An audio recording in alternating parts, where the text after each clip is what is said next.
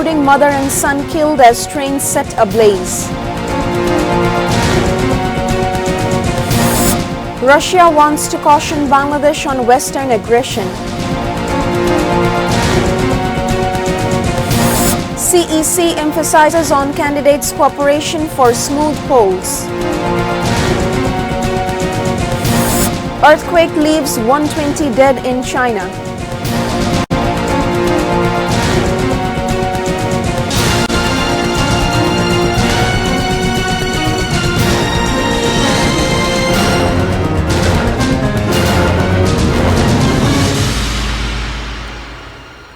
Those were the headlines. You're watching ATN News. Good evening, viewers. I'm Rubab Ahmed with English Bulletin.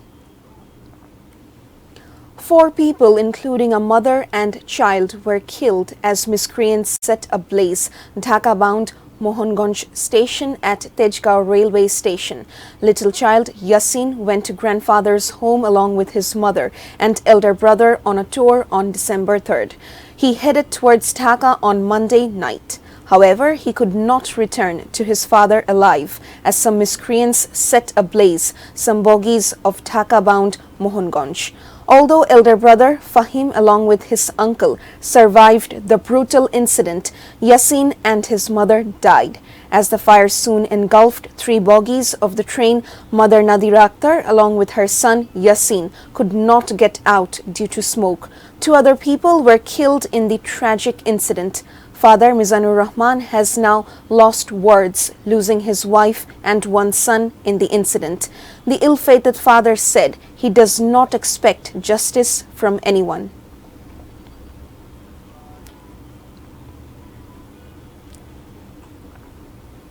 Railway is becoming victim of terror attacks in the name of political programs. Minister for Railway Nurul Islam Shujon made the remark at a press conference at the Rail Bhavan on Tuesday. The press conference was called to brief the media on the arson incident of Mohanganj Express. He said violence against trains is increasing through the political programs given by BNP and like-minded parties after October 28th. The railway minister said people who set ablaze Mohanganj Express did it remaining inside the train. He said he has talked to security forces and police to bring down train accidents. The minister also sought cooperation of the Home Ministry. He said some parts of the rail track from Kornofuli Bridge to Cox's Bazar have been stolen to snap train communication.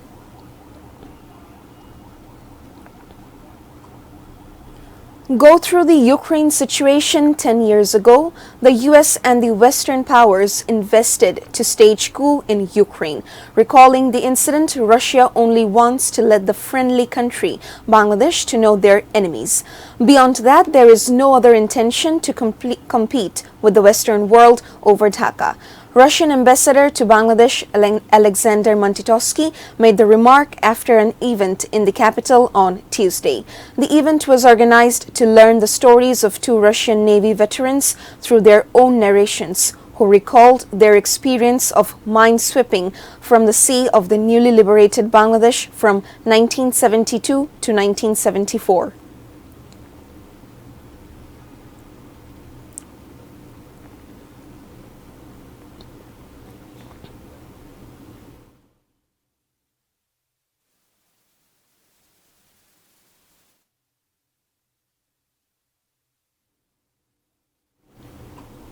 Those who will obstruct the voters from coming to polling centers will be resisted. Awami League General Secretary Obaidul Qadir made the remark while addressing a brief rally prior to Victory Day procession of Awami League. He said the arson terrorist will not be spared. 70% people are waiting to cast their vote in the upcoming polls, he added. The Victory Day procession that began in front of Institute of Engineer in the capital ended at Dhanmondi Road number 32, parading through Shahbag and Science Laboratory.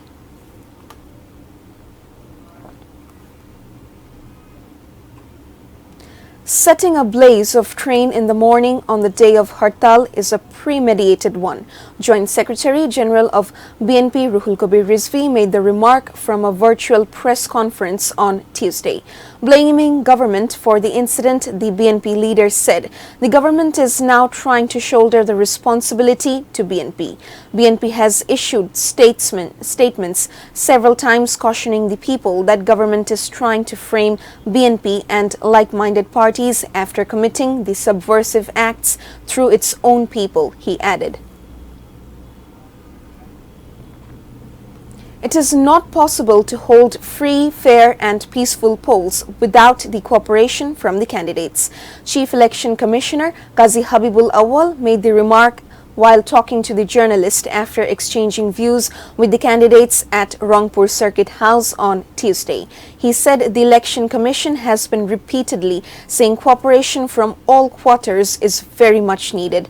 The CEC said Commission and the administration will try their level best to hold free, fair and peaceful polls.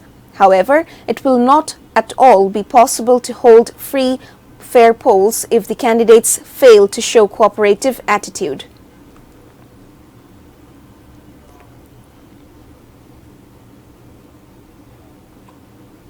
"111 people were killed as earthquake of 5.9 magnitude jolted China. 200 more people were hurt in the devastating earthquake. Noman Mahmudur Rahman brings you more. The quake struck the Gansu and Qinghai states of China at midnight Monday. US Geological Survey said the magnitude of the quake in the Richter scale was 5.9. In the twinkling of eye, hundreds of houses in the two states collapsed at midnight Monday. The number of casualties started to climb with the passage of time. Emergency aid workers started rescue operation from Tuesday morning. Common people also joined the operation. State-controlled news agency Xinhua said the earthquake has disrupted power and water supply in the two states. In a statement after the quake, Chinese President Xi Jinping has assured to take all sorts of initiative in the rescue effort and giving treatment to the injured people. Earlier in September, more than 60 people got killed as earthquake of 6.6 magnitude struck the southwestern Sichuan state of China. Numan Mahmudur Rahman, desk report, ATN News. Now a short break. We will be back soon with Make Gaza War Surgical, Lloyd Austin tells Israel. Tigers take on Kiwis in the second ODI on Wednesday.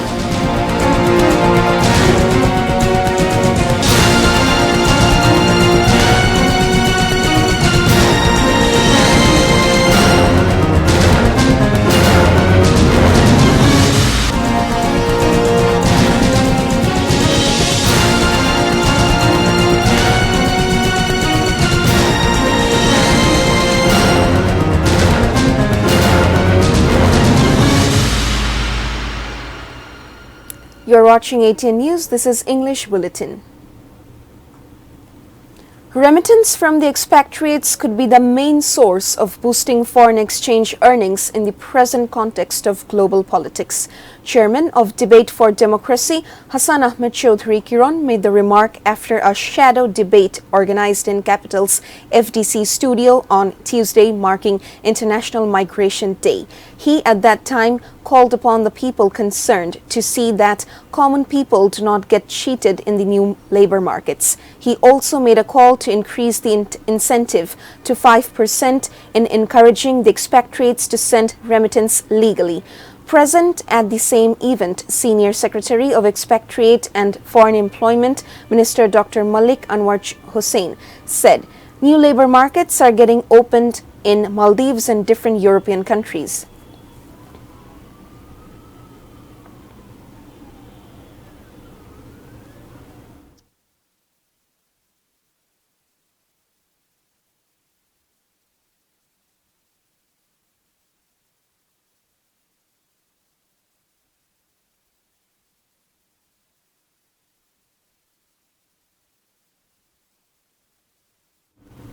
News around the world.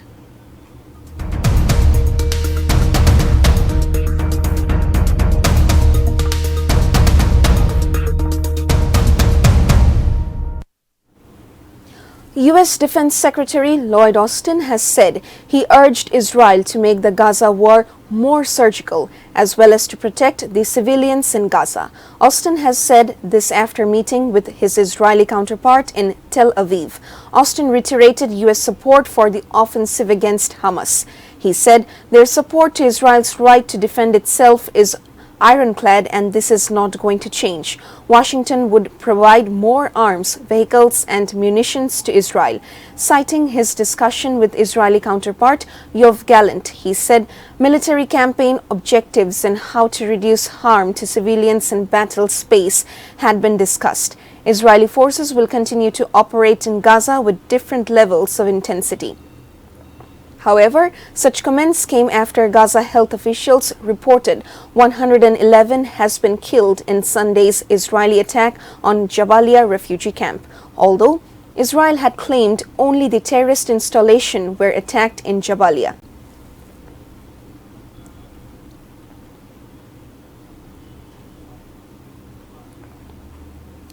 Oil giant British Petroleum BP has paused oil shipments through the Red Sea after recent attacks on vessels by Houthi rebels. In the light of the deteriorating security situation for shipping in the Red Sea, BP has decided to temporarily pause all transit through the region. BP's statement blamed the region's deteriorating security situation. As Iran-backed Houthis target ships they believe are bound for Israel. Many frigates confirmed have suspended journeys as the attack have continued in the last few weeks. BP said this precautionary pause will be under ongoing review and subject to circumstances as they evolve there. Following BP's announcement, U.S. Defense Secretary Lloyd Austin said in a statement, recent escalation in reckless Houthi attacks originating from Yemen threatens the free flow of commerce, endangers innocent mariners, and violates international law. U.S. said it would lead international naval operation to protect ships along the routes. Countries joining the security group includes UK, Canada, France, Bahrain, Norway, and Spain.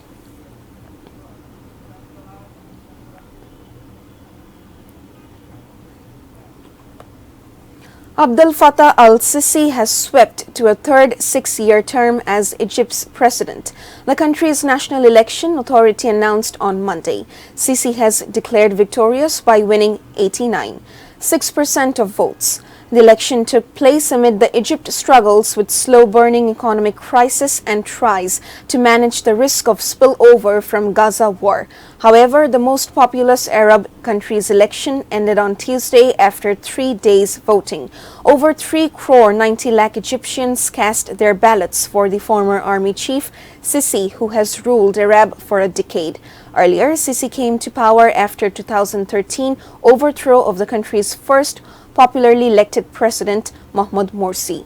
He was re-elected in 2018. He extended the presidential mandate from 4 to 6 years. Alongside, he amended the constitution to raise the limit on consecutive terms in office from 2 to 3.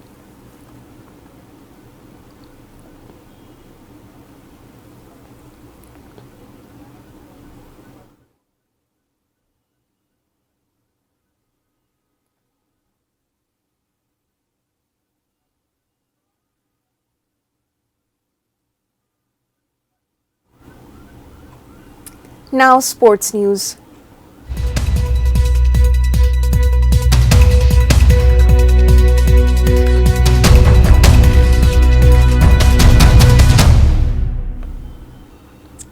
Bangladesh is set to face New Zealand in the second ODI of the 3-match series on Wednesday. Forgetting Dunedin's nightmare, Shantamiraj team is now determined for revival in Nelson. The match will start at 4 a.m. Bangladesh time. Despite a glimpse of good things in the rain-erupted first ODI in Dunedin, Bangladesh could not change their fortune at last. The match was lost by 44 runs. Hence, Tigers will play in Nelson will be eyeing to make the series alive. Bangladesh has yet to win an ODI match against them on New Zealand soil. However, Tigers have a good track record in Nelson matches. Coach Chandika Hathurusinghe wants to use the inspiration. Changes might be appeared in Bangladesh 11 in second match. Meanwhile, New Zealand has given rest to Kylie Jamieson for the remaining 2 matches against Bangladesh. Finn Allen has been given leave, while both of them did not take part in the first ODI.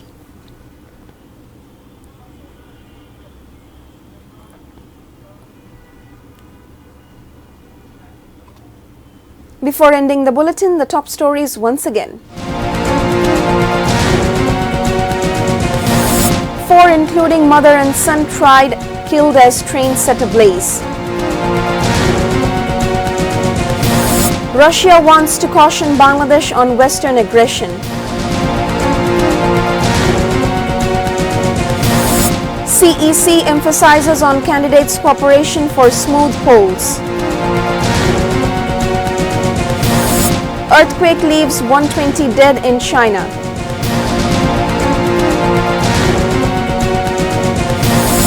Make Gaza war surgical, Lloyd Austin tells Israel. Tigers take on Kiwis in the second ODI on Wednesday.